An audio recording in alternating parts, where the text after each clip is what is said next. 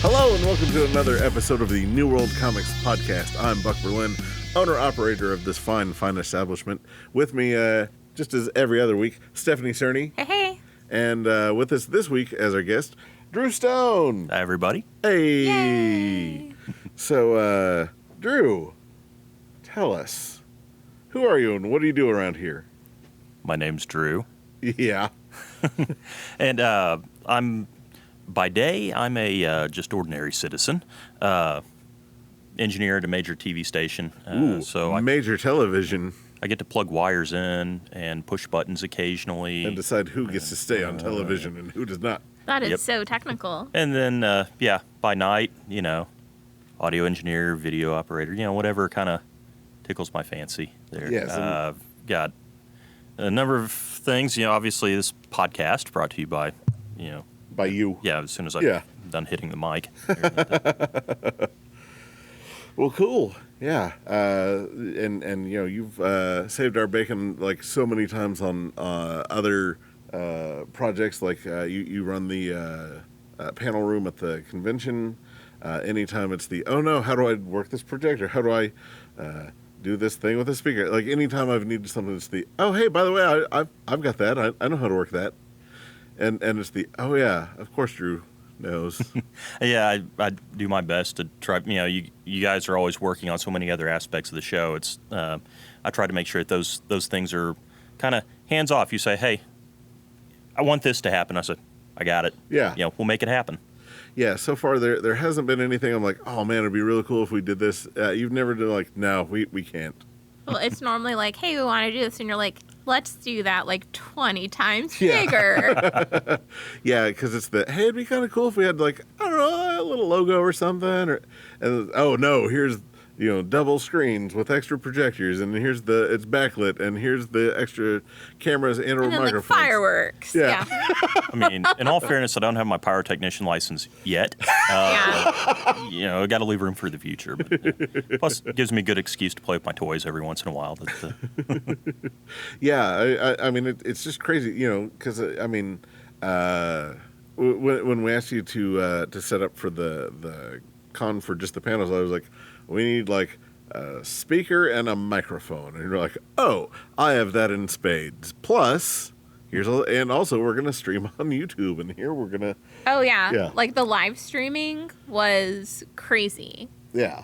I was glad people were able to tune in and watch it because, I mean, that's, I've been to San Diego Comic-Con in the past, and it's like, I've never been able to get into Hall H there. That's their largest panel room, so to say, and it's always a thing of, I wonder what's going on in there. I wonder what, you hear the boom that echoes through the hall. Yeah. Marvel showing off their latest preview or something like that. And it's like, oh, man, what is that? And usually you got to wait several days for somebody to smuggle some footage out to see what's going on. And that's one of those things that since we were able to stream or even in some cases post it a couple days afterwards, being able to provide that for people that couldn't be there, either that they weren't able to leave their booths on the other side of the convention or, couldn't make it for some reason or other. We still want them to be able to see what's going on and partake of the fun. Yeah, and for those who've never attended our con, it's kind of a neat little insight of like, okay, this is kind of what level to expect. Yeah. Because, we're not like San Diego Comic-Con. We're not even like one of the bigger Dallas shows. We're a homegrown con we're entering in our 5th year. So we're still ironing things out, and we're growing at a much more rapid pace than I expected. So, we're getting there, but we're not quite, superstar level yet, except for the panel show. Like, I could write some better questions for the panel, but, audio, video, all that stuff, man, top notch. I don't know anyone who's better at it, so... My God. Thank you. So what I almost always do with everyone on these things, I say, hey, Drew, what got you into comics? Ooh. Well, my dad and uncle have been collecting for forever. Yes. They've... And it's close something to 200 years. Probably predates combined. the actual medium. So it was a case of whenever they started reading comics, they never got rid of any. So growing up, I've had a huge group of back issues that I could pick up, and it's something that they were always hitting up every Wednesday. Go get the new issues, and it was always fun seeing what's out there, what's new. I grew up on the Batman and Spider-Man and things like that. I still remember, the first memory of going to a comic book shop. It was down in Norman. I don't think they're in business anymore, unfortunately, but it's tends to happen in the industry. Them's the breaks, and I picked out, it was a Sonic the Hedgehog number 2. Ooh. Got started with that one, and it's one of those things that as a little kid, you find something that's got fun art and fun characters, and then as you keep going, and I start digging through the back issues, and it's like, oh, what's this? What's that? Start discovering new artists and new writers and just new adventures all the time. Man, that's really cool. But yeah, it's funny you bring up your dad and your uncle, because when I first got my job here, your uncle was one of the few people that I would remember every week. Because starting out, like I was so nervous about this place because I didn't want to screw up. I didn't want to get fired. And I wanted to make sure that everyone was taken care of because like the store's always been known for like, oh, it's customer service oriented first, and so. Your father and your uncle, they're twins, and they've kind of stopped looking so identical over time. But back when I first started, it was uncanny, and it really threw us off. You'd still be surprised the number of people that can't really tell the difference between, even though maybe it's just me being. Well, right, and it's a case of if you look real close, my dad's got a goatee, my uncle has the mustache kind of deal. And a lot of people, they don't pick up on that necessarily. And then they've got this little shtick that they do where, they go up to somebody and they're like, tell me, do I look better with the goatee or without the goatee? And then whatever they answer, the one turns it, see, they think you're ugly. Yeah. Yeah. Raised by smart Alex. Oh, absolutely. Yeah. Interesting. So from the Sonic comic, did you just kind of stay in that lane, or did you kind of branch out from there? So with Sonic, I wound up, I ran through the whole series up until Archie Comics stopped publishing it. IDW picked it up, and it's still something that I subscribe to, just because it's always fun. And then, as I started branching out, I, do the Batman and Superman, and there was a lot of DC comics, and then I started picking up a little bit of Captain America, and then Spider-Man kind of, I always loved those adventures there. Yeah. And the big ones that I think I wound up picking it up somewhere around the time of the Clone Wars. Yeah. Man. Yeah. That was quite the jumping on point. It went 2 or 3 years, maybe even longer than that, and the Clone Saga is just one of those that, like, if you were reading it way back when, you remember it with this like fondness and hatred. Like it's because it's man, Ben Reilly was so cool, but like then Kane would show up for no reason and like, oh look, he killed Dr. Octopus. Oh man, he killed Kraven's son that no one realized was Kraven's son. And look, Jackal made Spider-Side. Everyone loves Spider-Side, and oh man, Aunt May died in the middle of it. Oh wait, no, it turns out that the clone was... Just kidding. Yeah. Yeah. So yeah, if you got in on that Spider-Man and are still reading now, yeah, you're a Spider-Man fan for life. You are. Yeah. Yeah. So I've bounced kind of all over the place with it. I'm currently reading a lot of Ben Edlund's The Tick. They've kind of reintroduced that, which has been a lot of fun. It's always a highlight whenever I get to travel a bit. I'll at a convention run across their booth there and get to go say hi to their team. That's and awesome. pick up some art occasionally. Yeah, because like they're there, like they will talk to you about anything and everything. You get to ask whatever questions you want, and like it's never no, we're too busy, or no, we don't talk about that. Like it's no, cool. Yeah, and that's the nice thing with the conventions. Whenever they come out, they're there to interface with the fans and to talk with them, maybe even do some sketches or something like that. And and it's always fun being able to say, hey, I grew up with your work. I mean, this is stuff, and then they do a sketch for you or something like that, and it's I've got a little shrine going at home now. That, Yeah, because you go to Comic-Con still, whereas I haven't gone since either 2005 or 2006, which is crazy to think how much it's changed. Because you used to just be able to walk up to an artist and if you chatted them up for a while, like, oh, they'll do a free sketch for you, whatever. And now it's like you have to plan everything out. You have to know where you're going, and like you have to have your itinerary ready. it's a challenge nowadays, and then part of it is the big explosion of comic book related media. So they've taken a heavy media focus with it. So I mean, the artist and everybody are still there, but part of it's trying to track them down and then have things arranged in such a manner to where you can go talk with them, because sometimes they're on schedules too, with their various panels that's happening. And then plus you're there with 130,000 people, so you kind of penguin walk around and hopefully wind up on the aisle that you were originally intending to. Yeah, I want to say that my last year there, they hadn't quite hit the 100,000 mark or something like that, and it was oh man, I couldn't imagine this with twice as many people. Like, it was just nuts. And now, like, outside the convention center, there's blocks worth of stuff to do. Like, it's really, really expanded. Yeah. And oh man, I think, man, I can't wait to go back. And then I think I'm good. It's a ton of fun, but every time I go, that first day, I come back thinking, what have I done? What if I brought this on myself? Well, and then by the end, I'm already like, oh man, if I can get tickets for next year, that'll be great. Right, because you have such an amazing time, and you do the things that you didn't necessarily set out to do, but you ended up doing other things that are almost better or just as good, and then you spend the entire week after finding out all the stuff that happened while you were there. Yeah. Right. I actually got into a couple of the Hall H panels way back when. Like, I was there when they announced the Superman Returns movie, and everyone lost their mind. It was, and you could sit in on them and be there all day if you wanted, as opposed to now where it's like if you're there Thursday night, you might see it Sunday. Like camped out outside. Yeah. Yeah.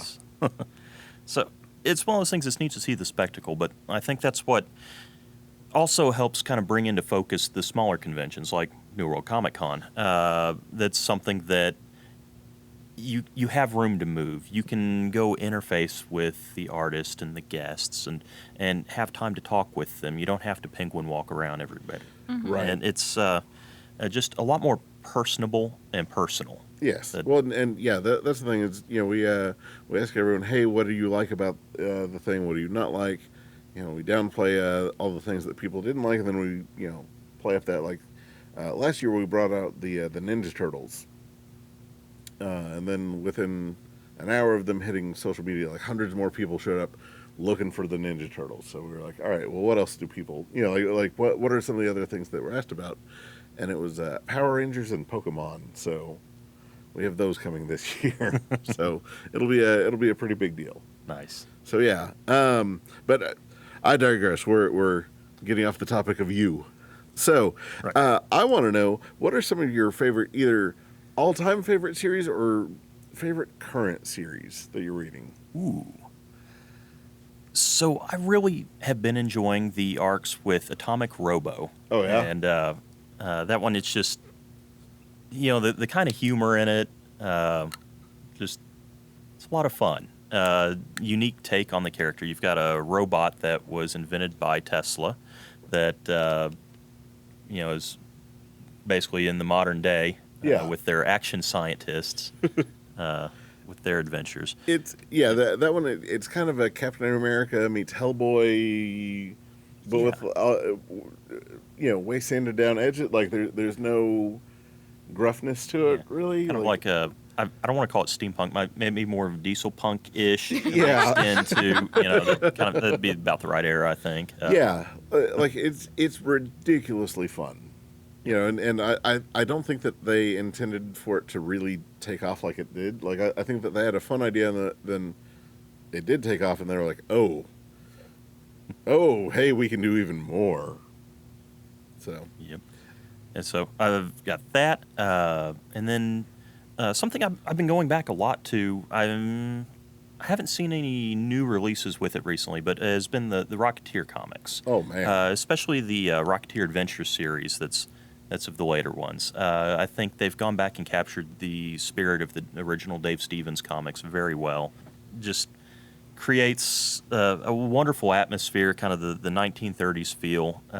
Again, taking a little bit from the movie, but a whole lot from the comics. yeah. Which it's really weird to think like, man, the comics came out, late '80s, early '90s. About 88, somewhere in 88, there, yeah. I think, yeah. Yeah, started '88 and then it finished. Well, I'd say finished. The first story was '91. Like Yeah, it, and then it took a while for it to come out. turn around, then you've got the movie, And then wham, the movie bang. came out like in no time. Like Yeah. it's crazy to think how quick that turned around. So, and then just it did okay, but not incredible, which is really really sad. Yeah. 'Cause it's something that just it warrants the recognition that it started to get. Right. And I think now you've got a lot of people that have been revisiting that with the link to Captain America, the First Avenger. Mm-hmm. With you can tell the directing styles, carried across with the same kind of world building and that same kind of polish and. Yeah, it's got a certain veneer to it. Yeah. Yes. Yeah. And I'd heard something about a new cartoon series in the works. I want to say it was through Disney. Yes. So it's aiming, kind of targeting towards small children with it. They've got a new girl that finds the rocket pack and goes on a series of adventures. I think they'll have some songs tossed in. So I think they're kind of targeting the under 5 crowd, but Okay. it's Awesome. still neat seeing the character brought out and made available to children that say, hey, they'll get interested in this, and then eventually they'll track down the movie and hopefully eventually track down the comic books too. Yeah. Yeah, and you had mentioned the further adventures that because Dave Stevens unfortunately passed away, and we got left with no Rocketeer, and then finally we got other comic creators that wanted to try their hand at it, and we got some of the coolest stories that we never knew that we needed. Yes. So Yeah, the Hollywood horror series Yeah. out of there, that was amazing. Cargo of Doom. yeah, man, yeah, it's just fantastic. And the a creator that you'll bring up from time to time, that every time that you bring him up, it's oh my god, why did I forget about him? Doug TenNapel, Yes. the Earthworm Jim.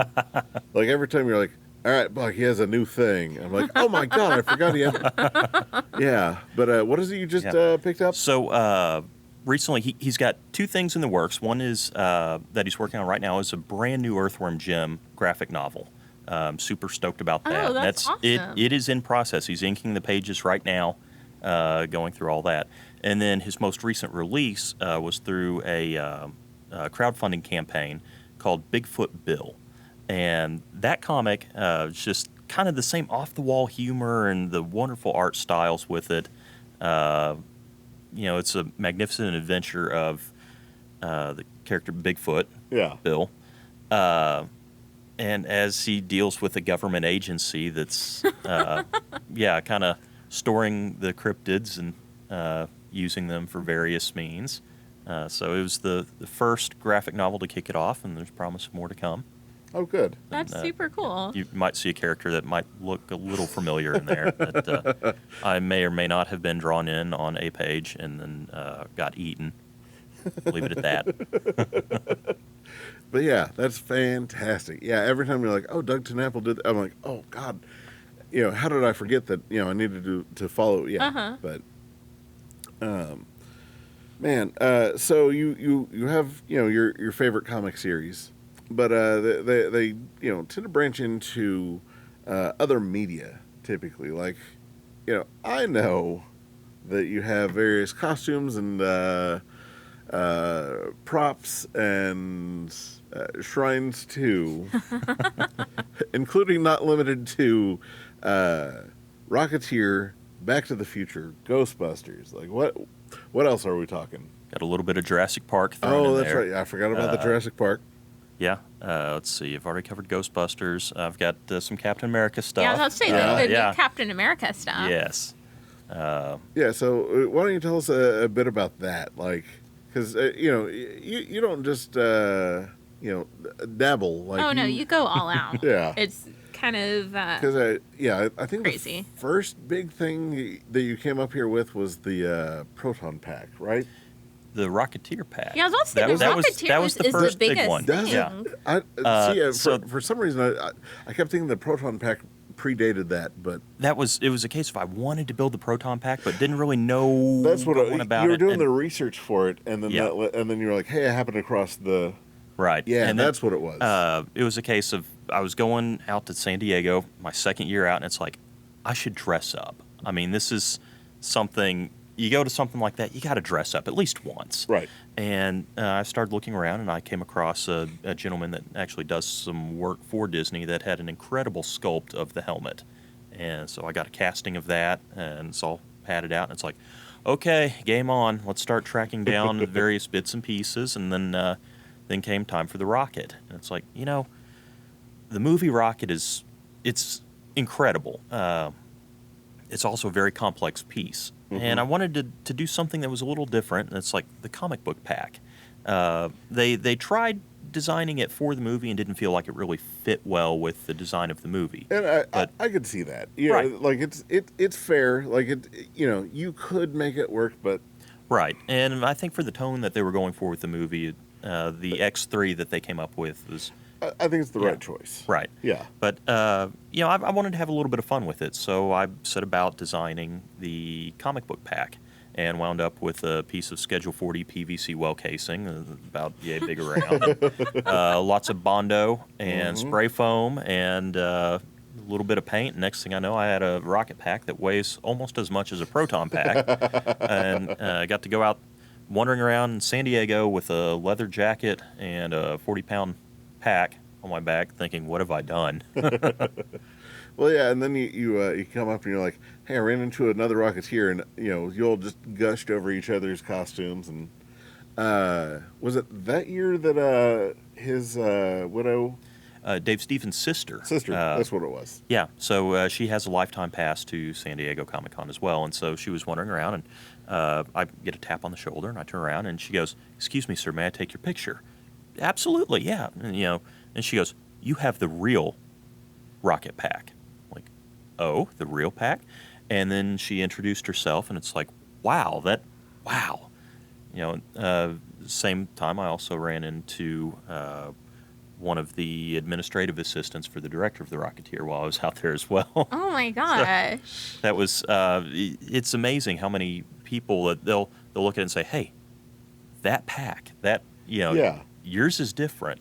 And and it's just proof that your fandom is helping them get through the loss of Dave Stevens, that you are keeping his memory alive and promoting the fandom, and it's this whole like reciprocal thing that it means so much to you that they said a thing, but it means so much to them that you did a thing. And, right. Yeah. And I think that's what helps make a lot of that special, is that most people, they don't just go out and like, oh, hey, we're doing a costume just because. I mean, in some cases you do, as what's required. But on a lot of the costumes that you see that show up out there, it's a costume that's very meaningful to the person that has made it.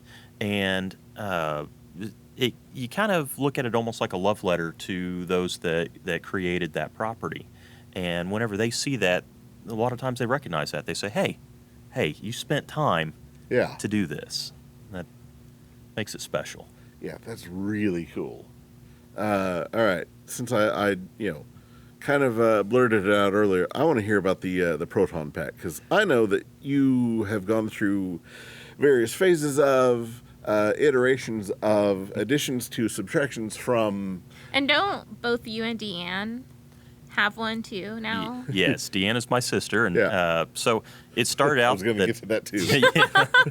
Sorry, I spoiled that part. So it was like, oh, I want to do a proton pack. And then the more I started looking at it, the more I started talking around, my sister popped up and said, yeah, I want to do one too.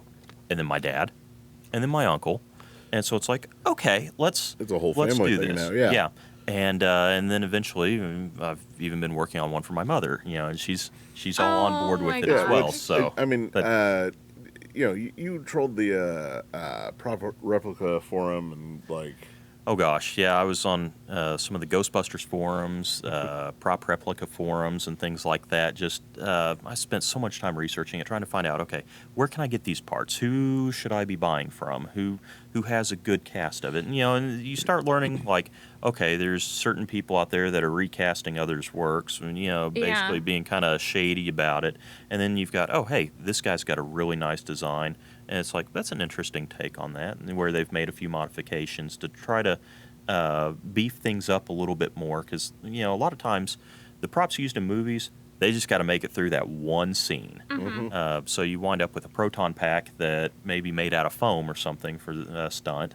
Or, it's the hero pack, so it's heavy, weighted down with stuff, and it gets damaged during Yeah, stunts. and things will change over the course of the movie. So, from this scene to this scene, though it's the same pack, it's not really the same pack. Right, you find like maybe some stickers move around or something like that. Yeah, Yeah. and from what you've told me, like the Ghostbuster community is very interesting because some of the communities involved in some of the fandoms will either be really helpful or really proprietary and like guarded about their stuff. And the Ghostbusters community, it sounds like some of them are so incredibly guarded, and then others are like, no man, here's all of everything. Yeah, there's you run into a few that's really guarded, but those that want to share, they will share, and they will find out the most intricate details and try to get it out there. And so you wind up with this wealth of information that you kind of have to sift through now. It's like, okay, what version of the pack do I want to make? What do I want to do the hero pack? Do I want to do this particular character's hero pack? Do I want to do the hero pack from the first part of the movie or from the last part of the movie or from the sequel where a few things changed out there? Yeah. Maybe an angle changed. So it's kind of going through, working through all that, and then you've got the electronic kits, trying to figure out, it's like, okay, do I want to add this? Do I want to add that? Or, ooh, there's some features from the video game that was released that would be super awesome. So, Yeah. And that's how I wound up with a modified e-cigarette unit set up as what amounts to a fog machine inside the in-filter on the back of the pack that blows smoke that may or may not be scented like marshmallow. Yeah. Oh my Yeah, gosh. that's awesome. And the fact that you've got the whole family involved now.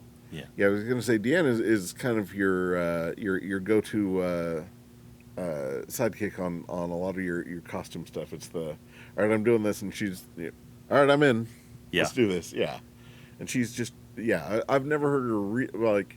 She'll make an offhand comment about this thing's heavier, but she never really complains about a thing. It's always we're doing this thing and it's awesome. I was really impressed. I mean, she grabbed that proton pack and all 40 pounds of it, strapped it on, and off she went. Yeah. So now I've got a modified Spirit Halloween did a version of the proton pack, and while it's technically movie accurate, there are some upgrade kits and stuff, and it looks really good. Yeah, it's surprisingly good for what it is, because most of the store-bought Halloween stuff is either hot garbage or like, man, this thing's Yeah, you're really surprised. And this falls into the latter category. Yeah, and so they did a really nice job on it. There was a few, I can't leave stuff alone. That's Oh, of like, course not. if there's a wire there, I got to see what it does. So, mean, I've made some modifications to it, and then it's got integrated backpacks on it, which make it fantastic when going to conventions. Oh, that's so she can wear it awesome. around. I can hand her something and say, Yeah, hey, and can just you put put it this in the inside your bag. proton pack? Yeah. Yeah.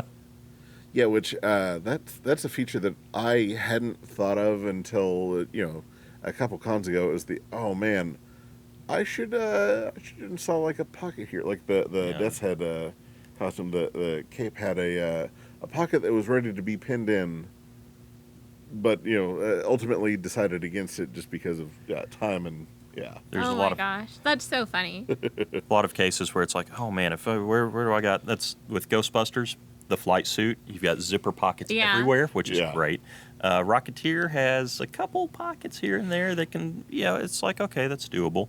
Then, I've got a Spaceballs suit. Yeah. Yes. And that one. Yeah, which I feel like that one is definitely like your dad and your uncle. Like, there's pictures of them with everybody. Yeah, anyone who knows are like, well, and yeah, I've heard them get called from across conventions. Yes. Yeah, people they'll see us and then kind of look both ways, and then they're lean in and Yeah. because they're not quite for sure what's appropriate to call. Yeah.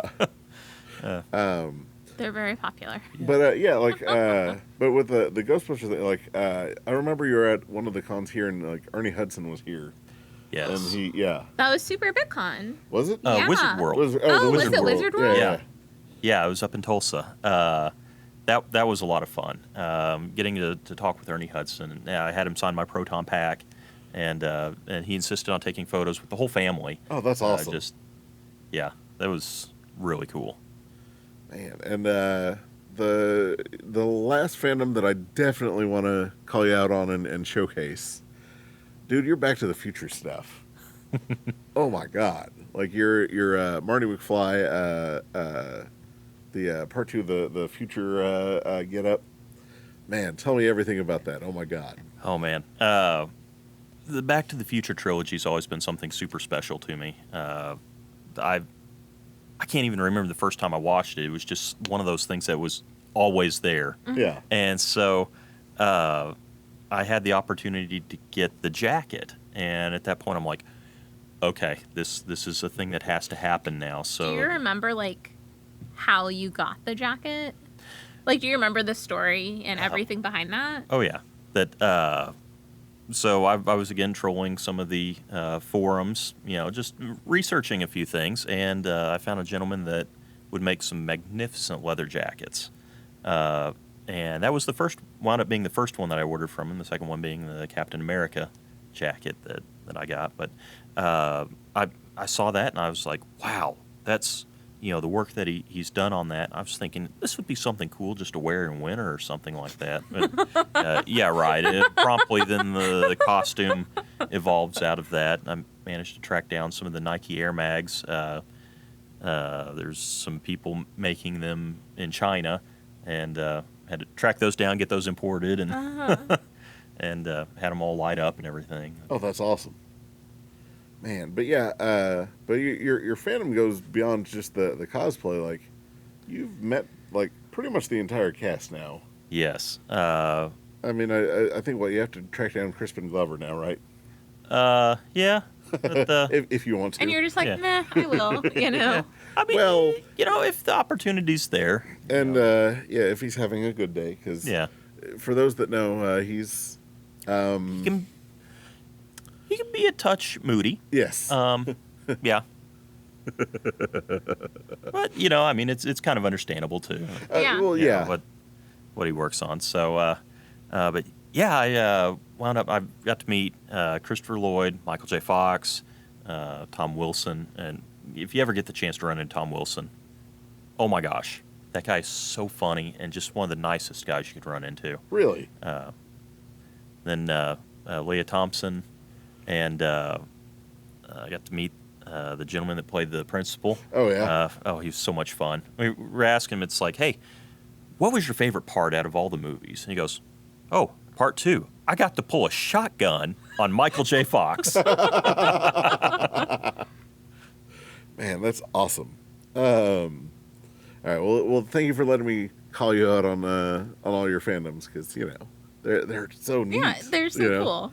But I want to talk about like some of the video game stuff that you've done around the state. Like you started off a college run video game tournament, and Yeah, so it was a case of I had kind of started looking around. There at the time there was a video game expo happening up in Tulsa, but I couldn't really find anything in Oklahoma City in the area, and so we had a kind of a small after school group as at the community college that we started looking at everything and said, you know what, we could do a convention.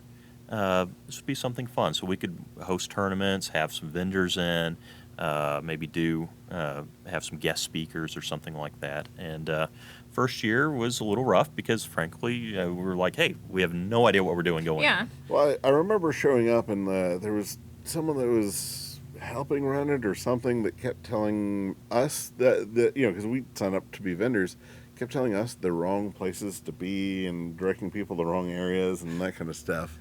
And you were just like, oh my God, I'm just trying to do this thing. I mean, the problem is that we just didn't know each other back then. Yeah. You know? Yeah, oh, definitely, yeah.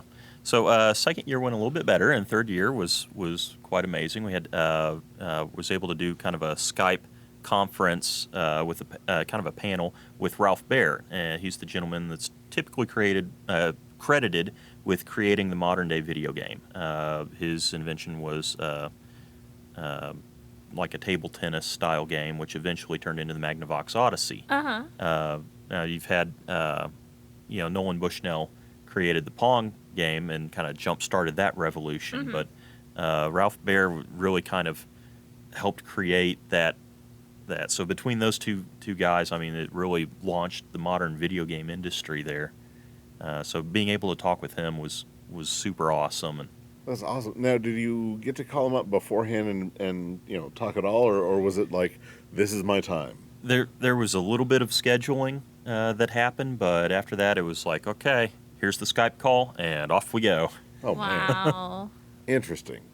But it was ridiculously fun. I forget what year it was, but I kept running between there and the store, and I would bring up like we brought pretty cheap stuff to just kind of sell here and there, some sort of video game themed stuff, some hot comics at the time, some easy to sell this, and then I'd bring like, oh, we're not going to sell that, but it looks really impressive. Like I had the big Lord of the Rings Balrog figure, and like, oh well, we'll make space for it when we bring it back to the shop. So like we had it there, and then we sold it. And then turns out like my barber at the time had another one, so I was like, hey, do you want me to help sell that? And so we took that one and we sold that instantly. And then we kept taking all these like big ostentatious things that were way more expensive than we thought that we'd sell it, just a quick setup thing, and just kept knocking it out of the park. It was one of those strange things that we, starting off like that, we didn't really know what our clientele was, who they were, where they were, and so we were kind of setting some stuff up, throwing some stuff out to see what stuck, and it just everything that happened, it was like, wow, okay, what else we got? What else can we do? What else can we bring to help people keep engaged and yeah, because I mean we didn't sell a single thing that was under $5, like nothing. But like every big ticket item we had like just went. It was crazy. And I remember one of the years you had Smash Brothers going on, and Deanne says, "All right, Buck, you're going to play Smash Brothers." I said, "Great." And anyone that knows me knows that I am terrible at video games. And I want to say that because it's what, a 2-round game, something like that. I think I won the first round because I didn't know who I was. Like I was like, "Hey, I'm that character," and Deanne's like, "No, you're like the angel guy with wings." I was like, "Am I? I thought I was the pink blobby thing." And like, no. So then second round goes, and I'm like, "All right, I'm the angel wing guy," and I fail. I like from your descriptions, I know exactly who you're talking Do about. you? Too. Good, Yes. yeah. But I was laughably just awful at all of it because I'm sitting there mashing buttons, and everyone like knows their combos, knows. And you're just like driving into the wall. Yeah, or falling off of the platform thing. 'Cause it was like, "Oop, there I go." Yeah, it's the, hey, how do I get up off this thing? Maybe I'll I don't know what I'm doing. Yeah. So I left there proclaiming myself master of Smash Brothers, and wouldn't hear any other words on the subject. And so I declare Yeah. a master of Smash Brothers. So those that were there during the tournament knew. Like they're like, oh, he's full of it. So then later on in the con, there were people that weren't there for it, and then just assumed that, sure, I was the best. Yeah, word spread. Yeah. Oh, how wrong they were to believe me. So now the question is, did you have people coming up and challenging you after the con? There were people that were like, oh, man, I bet you I could beat you. I said, well, Oh my gosh. You'll have to get in line. It's like $5 and I'll let you. Yeah. Then you can say you beat me. I'll Yeah. give you that honor. Yeah. My buddy James Nim did a Street Fighter tournament up here at one point, and they needed one more person to like make the brackets yeah. work. And it got to, like the way that the bracketing worked. The second round, I was against the person who was next going to be in the like final round, whatever. So it was pretty much a gimme. So I'm sitting there mashing buttons and losing terribly, and I reach over and unplug her controller, and she loses her mind. And like I'm barely able to do any kind of damage because I'm like, haha, look how funny this is. And instead of like her just plugging her thing back in and beating me, she's like, yeah. And I'm like, listen, it's a joke. You're going to win. This doesn't count. Like, Oh my god. no part of this counts.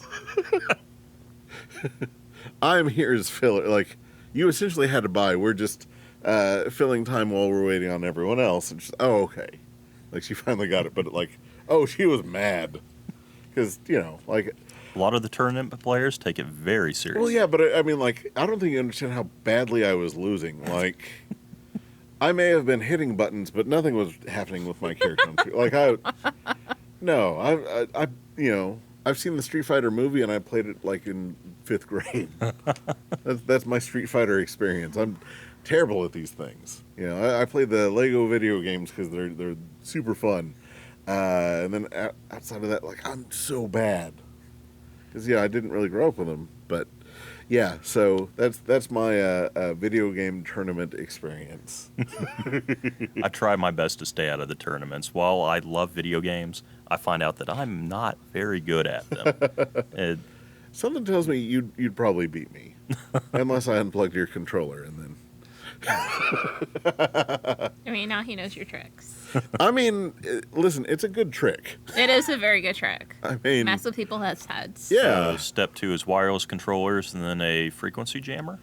Yeah. Don't give him ideas. If only I knew how either of those things worked. Technology. Oh, yeah. That is the bane to my existence. Yep. Like, anytime someone asks me to do anything technical, it's okay, I will find someone. You have to tell me exactly what I need to know. And then he's like, Stephanie, do this. Stephanie, do you know anything about this? Did you unplug it and plug it back in? Hang on, let me call somebody. Well, and then it's oh, yeah, Drew knows about these things. Yeah. Oh. We're like, Drew, do this. How stupid are we to not... Yeah. So... Oh, man. Oh, man. Which brings me back to, I want to talk about your store involvement, because, I mean, at this point, we're about at that age where we've known each other longer as friends than we've been alive, like... Yeah? We're either at that point or just shy from. Yeah, right around there. Yeah. Old. Well, we're getting old. Yeah, it happens. Yeah. Yeah. Well, I mean, if you play your cards right, it happens. You play your cards really wrong, it doesn't.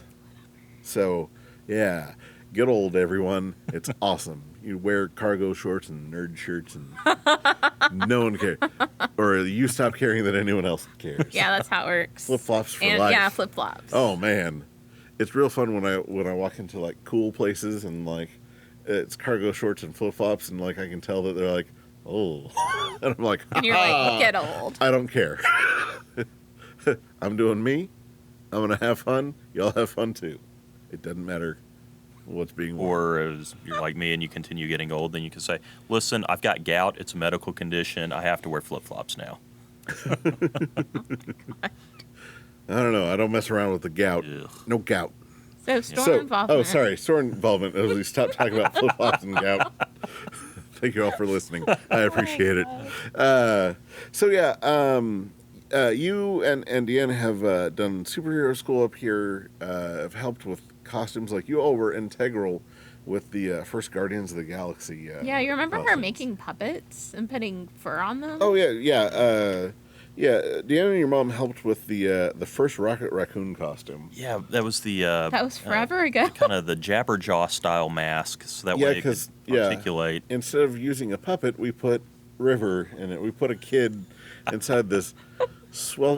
Like, we didn't realize at the We time. didn't know what We to do. didn't know how hot it was. Yeah. Yeah, well, because we were brand new to making such an elaborate costume. We've come a long way since then. Yeah, we're like, This was okay, before we made puppets. don't put kids in, Fur-lined costumes. fur-lined costumes with sweatpants and sweatshirt in, May. She was fine. Oh my God, she was such a trooper though. Because on Free Comic Book Day, like, someone was like, "Hey, there's Groot. Where's Rocket?" And she was like, "I'm needed," and just like wiped the sweat, threw on the mask, and ran to where. Yeah. Yeah. Oh my God. But Yeah. So sorry. But yeah, like there's seldom an aspect of the store that you or your family haven't helped with, which is crazy because there's the end of the year program that we do for like only our superhero school people that we call the Amazos, which you'll see some of the trophies laying around the store because every now and then one of us wins one and we'll just kind of put it on the shelf. But it's really the thank you to our people who are involved in superhero school and act or make costumes or help run the thing, Yeah. everything. And first year it was just kind of a joke. Well, I guess first year that we did it was just kind of this joke thing, and then like we found out how much it meant to everyone. And then the second year you were like, all right, well, yeah. It's like, I'm okay, bringing a so we projector need a up here. projector. Yeah. And then, the following, okay, we need some microphones. And then, last year it was this elaborate video setup. It was amazing. Yeah. Yeah. It just gets bigger and bigger. yeah, well, because the first year that we did, we had 28 costumes. Yeah. We all sat in a circle. Yeah, we sat in a circle and I had little brown boxes that everyone just kind of voted. Yeah, right we then hand and there. voted. Yeah. And, Wrote yeah, down a the- slip of paper and tossed it in. Yeah, the trophies were like spray painted action figures that were broken that I glued together, and I made a Mazo, like, because he morphs in it, has the powers of the Justice League. It's this whole joke. And then, like, some of the speeches that were given, like, oh, all right, so this is a real thing. We're, we are Yeah, part it's of more everyone's than lives. just like an end of the year party. Yeah. This is like a big celebration, Yeah. So then you came along and classed up the joint with the super spectacular sound system, projector, and all sorts of stuff. Which if we want, we can throw in some pictures of it. But Yeah. it's just phenomenal that all that. I was about to say, you kept me well supplied with sparkling grape juice. So it's like, I was feeling fancy, so it's like, all right, let's go. And I mean, most years I wear my super fancy tuxedo shirt. Yes. But this year I trimmed down enough to fit into my actual suit. So We were super fancy. Yep. Because we're always the hosts. Oh man, yeah. Well, because Because I- we rule this place. I figure I pay to keep the lights on. Yeah. I got to host the thing. So, but even outside the store, you and your family have helped tremendously. And I have one of my all-time favorite stories, which involves your family and the Lannings. We had Christine Lanning on one of the previous shows. It was my first con in, I don't know, close to 7 years. Kira and I, made time, found time, and we're like, hey, we're going to go to this Dallas con. It was the Dallas Fan Expo, and it was supposed to be Stan Lee's final time signing. And I was like, okay, this is the time. I've decided I'm going to get my Fantastic Four #1 signed. So we had the plan that we were going to do that, and Kira says, you make all these costumes. I'm thinking about dressing up and doing my Poison Ivy because she had a fantastic Poison Ivy costume. She says, do you want to dress up? I said, oh, why would I want to dress up? Oh my God, I can dress up. Because, I'm always up here Right. Helping everyone with their costume. Yeah, you get to the point where you're coordinating so many things behind the scenes. Yeah, that I don't even You think can't to, really dress up. Yeah. And so, yeah, you got to latch onto that opportunity. So I thought, man, okay, if I'm going to dress up, it's going to be my most elaborate thing. What do I have? What can I do to spruce up and like really make it like, yeah, this is representative of me, the store, and everything. Like I'm going to come out swinging, and I'm going to have like the costume of costumes. And I'm like Man Thing, because no one else is going to be a Man Thing. Like I'm not going to compete against a Man Thing. I just love the more obscure characters, and it's like I don't have to worry about some sort of weird voice for him or anything because he doesn't talk, and I'm taller than I normally am, so like I can kind of go incognito if I want to. All right, let's do this. So, the Man Thing suit is a modified Groot suit. Like it's the old Groot suit that we had that had kind of gone through the ringer and died. It was, yeah, lots of foam, pipe insulation, lots of things that would be insulators. Yeah. Yes. Yeah. So, yeah, it's craft foam, pipe insulation, hot glue, contact cement, duct tape. More pipe insulation. Feathers. I had an army helmet with some strapping, some wooden dowel rods, some lights, and Christmas bulbs at the end. And More then, pipe insulation. Did you have 2x4s you're standing on? Oh, or did yeah. you make So I made what we called the Groot boots to make us taller. They're 10 to 12 inch wooden block shoes. Like I found pieces of wood around the shop that were from other projects, and I taped them all together for a one-time use for Groot way back when. Like they're the pre-Groot boots. So we had all those together, and we taped them together, and they worked. So then we drilled them all together, and then glued them all together. We made a solid mass. And then we screwed in some dress shoes that were slip-on. And those were the Groot boots. They weigh, I don't know what, 10 pounds each at least? Probably, at least. 15? Yeah, I'd say Yeah, 10 to they 15. Yeah. They're pretty big. Yeah, and the idea was that, a bigger person could stand on them and not worry about them not supporting you. Like I wanted to make sure that they were like... Yeah, really sturdy. Yeah. So we had those, and then the costume, there was the body piece, which was from the legs to the shoulders. Then I had each arm, each glove, and then I had a headpiece where I wore a helmet, and then the head extended down, and then the top of my head ended up being his back because he's kind of hunched over, and then his head hangs down right about the middle of my chest. So I just have this small opening from my chest to the end of his head, which is about 2.5 feet worth of clearance that I can see out of looking down. If I'm looking straight on, to see his head. And then I designed the suit to where, like, as I moved, like, feathers would kind of fluff about and kind of waft. And then, like, I had extra dangly strands that would, indicate extra motion and movement. It was kind of like... very kinetic costume. Yeah, like, oh God, I'm blanking on the Muppet's name. Snuffleupagus. Sweetums. Sweetums. Oh. Yes. Oh my God, yeah. Sweetums was my inspiration for a lot of the motion and movement in the costume. So we decided that it was that, and we rented a particular vehicle that could help transport this massive costume down there, and I had like the dolly set up for the shoes, and I had all the stuff planned out. And we didn't really look into the costume contest. We were like, yeah, we'll do the costume contest whenever it's time to do the costume contest. And then we find out, prejudgment's at 3. I was like, who needs to get prejudged? And we were like, no, if you're going to be in the thing, you have to get prejudged.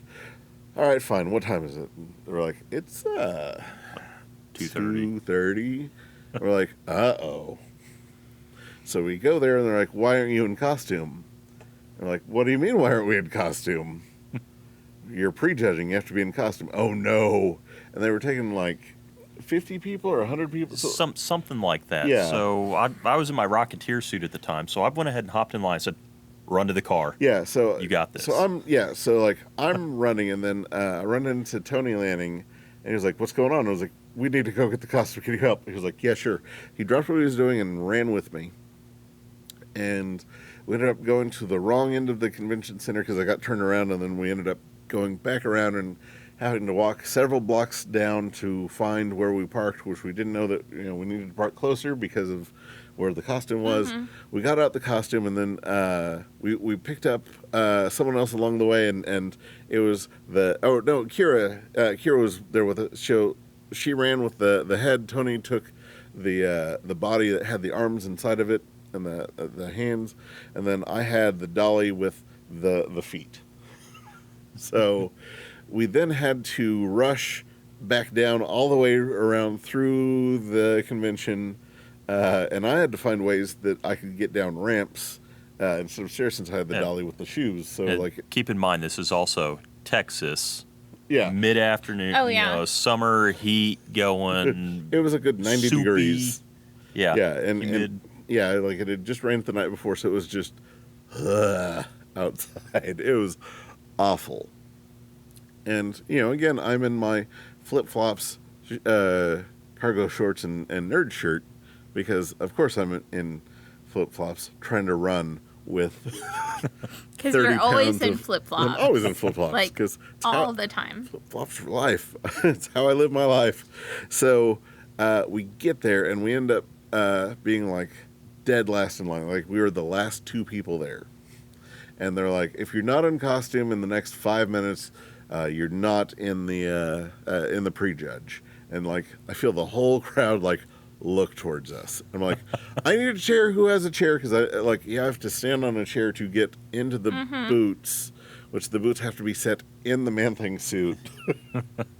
So someone was like, I have a chair, and they come rushing over and give me their chair, and I step into everything, and I slough on the suit, and then they shove the arms on, and then they put the head on, clip me in, tape up the back, and they're like, all right, time. And then while I'm in the suit, I just hear this round of applause, which I didn't realize was for me.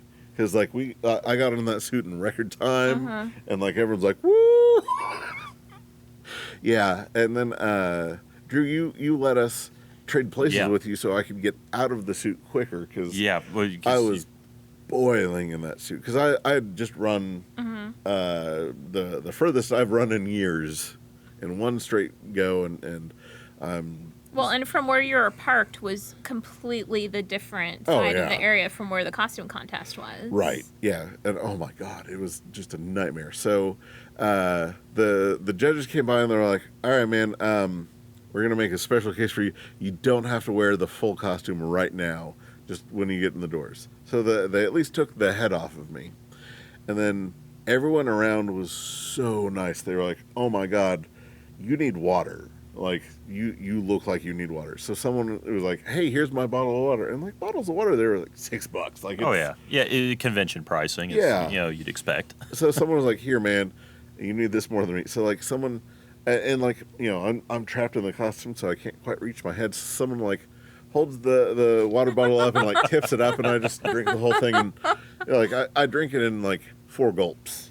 And I'm like, woo, all right, you're amazing. So I shuffle through line, and then I get up to prejudge, and then, since I have that limited vision, I don't get to see everything that was, there as part of the judges. Like, I don't see the judges judging me. Because, they're like, well, you have to, walk in character and, have a line ready. I'm like, Man-Thing doesn't talk. You got the line down. Perfect. Well, I was like, uh-oh. I wonder if that's points against me. So they asked me some questions. They're like, so why this? How long did it take? And I'm like, well, it's kind of a hard way to judge how long it took because it's several different things and it's been added to and subtracted from. So X amount of hours, and I've always loved this character, and I wanted to make sure that it had motion while walking. It wasn't just this, static thing that I could move around and do things. I studied some of the Jim Henson techniques of like motion, that kind of thing. They sounded pretty positive about the thing. Like, all right, you can go and be down at the hall. Their stage. Yeah, be down at the stage in 30 minutes. We're like, okay, cool. And it was the opposite side of the convention. Opposite side of the convention. So we get out of the thing, and your family and the Lannings were there and waiting. So it's like grab parts and run. Yeah, so I get out the door, and then just all of a sudden, like the arms and hands and head are taken off of me, and like I think it was either your dad or Tony Lane is sitting there pulling tape off the back, and they get out, and they help me out of the thing, and the only dry part of me is like the side pockets on the legs, like I'm just dripping sweat and gross, and like I'm soaked through and through. So they're like, all right, we got to head that way. I said, well, hold on. Let me go to the bathroom. So I went to the bathroom, and I wrung out my shirt, ran it underwater again, and just put it straight on. So I'm just dripping water on the way out. And it's this caravan of Man-Thing pieces and sweaty me just winding their way through the convention down the way. And we're getting the best looks because, like, there are people like, what's going on? Oh. So then we get to the way, and then like I kind of sort of know where I'm going with this thing, and the panel right before the costume contest was like Anthony Daniels was there, the guy that played C-3PO was doing a special presentation thing, and he had just gotten out, and there were no guards around him, so up comes like sweaty me, and everyone else like got stopped or something. So like I see him first, and I just hey. He says, how do you do? And I can see that he's like, I don't want to be any part of this. Like, please don't hug me. Yeah. So I was like, I'm going to go lean over here. Costume contest. He's all right. So that was my interaction with Anthony Daniels. And then his guard people come and stand near him, and then you all show up with all the costume pieces and start getting me into it. And I think Deanna was like, I think that's Anthony Daniels. I said, you're right, it is. Oh my gosh. Yeah, so by that time I'm just soaked, and they forced me into the suit again, and then they're like, get in this line. Yeah. Suit up, get in line, walk all the way around the back of the theater, down the side of the theater, then up onto stage, upstairs. Yeah, which I was not prepared for. Oh my god. Yeah, so the helmet that was normally like strapped and fine and perfect started sliding forward because there was no grip in the helmet anymore because my head's so wet. So the helmet is just up against my chest, like there's no seeing it. So Kira has to like kind of guide me, and I'm sitting there shuffling, and I'm exhausted, and I'm dying in this I'm sure 800-degree suit. Like I'm quite literally on fire. So I make it up to the stage, and they're like, hey, go up the stairs. I was like, I'm not going up the stairs. Look at my boots. And they lift part of the costume, and they're like, oh, yeah, that's a liability. You might have points deducted if you don't get on the stage. Like, at this point, man, it's fine. I've had my fun. So, I get up there, the guy makes his, no one touch Man-Thing, it's gross, ooh, thing. And there is some comments about eating small children. Yes. Yeah. Yeah, so I did my best to, mime and play off of that, because, again, I don't talk, so. Mm-hmm. So, I do the thing, and I hear applause, and then Kira leads me back. And I do pretty well up until about 10 feet from where she wants me to lean against a wall. And she says, okay, if you think you have this, I'll leave you, but I'm going to go find a chair, and I'm going to go get the stones. So she goes to go get your dad and uncle, and it's it's a whole mess. So I take 3 steps, and I start going down. I'm like, oh, this is how I die. All I can think about are the wooden dowel rods that are inside the helmet. I'm like, those are going to impale me. I know this. And I fall over, and I look around, and like, I'm on my hands and knees inside the chest of the suit. I don't know how I got that way. Like, I tore most of the arms, and then like one boot kind of sort of came with me inside the leg. But like, I shake that off and stand up, and like this small group around me is like amazing. I had no idea you went down. I was further back in line, still kind of shuffling through. Yeah, but like people were like, dude, how did you plan that? Because they're like, it looked like you hatched out of the costume. And I'm like, I'm lucky to be alive. Performance piece. Yeah. So we sit there and wait through the presentation, and then at the end they're announcing things. And I'm like, well, I've had my fun. And they go through like 5 things, and they're like, all right, so here's our final categories. I didn't get one of the things that whatever category it was. I didn't get the thing that I thought I was going to get. I ended up winning most creative.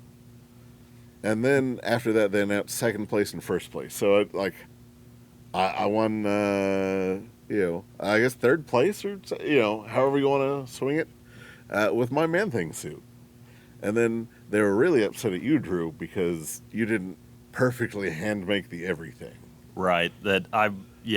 Helmet was purchased. Yeah. Jacket was purchased. Pants I had tailored at a company from Dallas. The only thing that I handmade was the rocket pack itself, and that wasn't good enough. Yeah, it's fine. I mean, I had fun, and, right? And then made sure that you didn't die. Yeah. So, which, oh my God, yeah. That wound up being more valuable than anything. They were making sure that you were able to get through, and Yes, thank you. Yeah, I remember we went out to eat right after. Well, almost right after. I went and showered for everyone else's sake.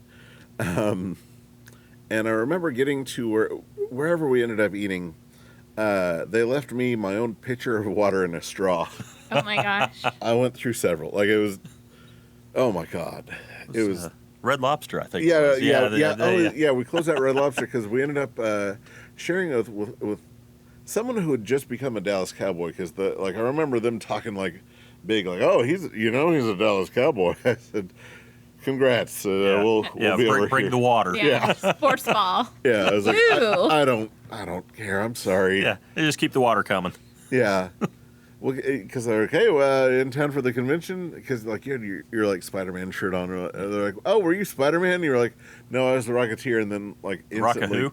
Yeah, instantly it was the I'm sorry I asked. Oh my god. It's like, it's okay. Yeah, it's don't ask questions. It's fine. We're not offended. It's like we get this all the time. You're fine. Yeah, those that know are impressed, and those that don't care. It's fine. It's perfectly fine. We get it.